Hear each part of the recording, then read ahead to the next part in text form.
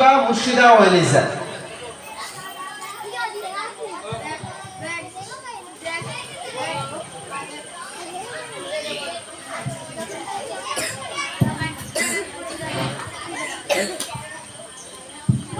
এরপরে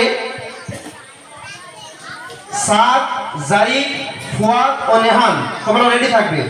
সাদ, জারিক, ফুয়াদ ও নেহান তোমরা রেডি থাকবে। আসসালামু আলাইকুম ওয়া রাহমাতুল্লাহি ওয়া বারাকাতুহু। হাদিস নাম্বার 7, ইবাদত সম্পর্কিত শাত্রুল ঈমান। অর্থ পবিত্রতা ঈমানের অর্ধেক। पाकी की निस्फ़े ईमान है। Purity is half of faith.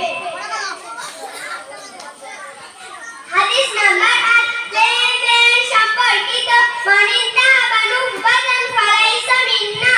অর্থ যে ব্যক্তি কোনো জিনিস ছিনিয়ে নেয় সে আমাদের অর্থাৎ মুসলমানদের অন্তর্ভুক্ত নয়। जिसने कोई चीज छीन ली हम में से यानी मुसलमान नहीं। A person who snatches something is not a Muslim.